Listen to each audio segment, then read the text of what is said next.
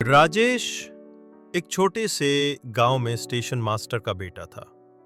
Railway quarters के पास उसका घर था और बचपन से ही वो ट्रेनों की आवाज, सीटी और पटरी पर दौड़ती गाड़ियों को देखता हुआ बड़ा हुआ। हर बार जब कोई ट्रेन शहर की तरफ जाती, वो प्लेटफॉर्म पे खड़ा होकर उसे दूर तक जाते देखता। उसकी आंखों में चमक होती। एक ही सपना था, एक दिन मैं भी इन ट्रेनों में बैठकर बड़ी दुनिया देखूंगा। पर हकीकत अलग थी। पिता की तनख्वाह सीमित थी, गांव में सुविधाएं कम थीं और आगे पढ़ाई का कोई साधन नहीं था। राजेश ने कभी कोचिंग नहीं की, कभी बड़ा स्कूल नहीं देखा, लेकिन एक चीज कभी नहीं छोड़ी, सीखना। वो स्टेशन पे आते जाते लोगों से बात करता, ट्रेन में सफर कर चुके यात्रियों से नए शहरों की कहानियां सुनता। वो पुरानी किताबें इकट्ठा करता, इस्तेमाल किए गए अखबारों से अंग्रेजी सीखता और खाली समय में स्टेशन मास्टर के कंप्यूटर पे खुद टाइपिंग करता। एक दिन एक रेल अधिकारी की नजर उस पर पड़ी।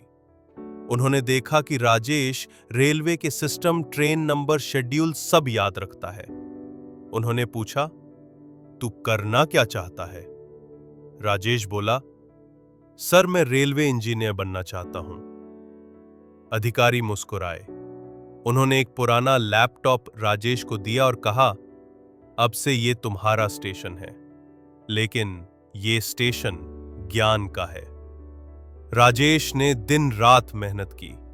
1 साल बाद उसने आरआरबी की परीक्षा दी और पास हुआ।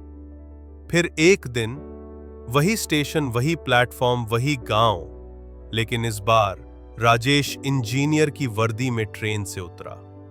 गांव वालों ने तालियां बजाईं, पिता ने गर्व से छाती चौड़ी की और मां की आंखों से आंसू छलक पड़े।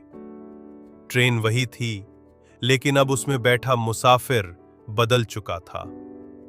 नैतिक शिक्षा। सपनों के लिए बड़ी शुरुआत नहीं, बड़ी हिम्मत चाहिए। जहां साधन ना हो, वहां संकल्प साधन बन जाते हैं। कहानी ने आपको छू लिया हो तो लाइक जरूर करें। कमेंट में बताएं कि आपको सबसे अच्छा हिस्सा कौन सा लगा, और सब्सक्राइब करें हमारे चैनल को ऐसी और भी कहानियों के लिए। मिलते हैं अगली कहानी में एक नई सोच के साथ।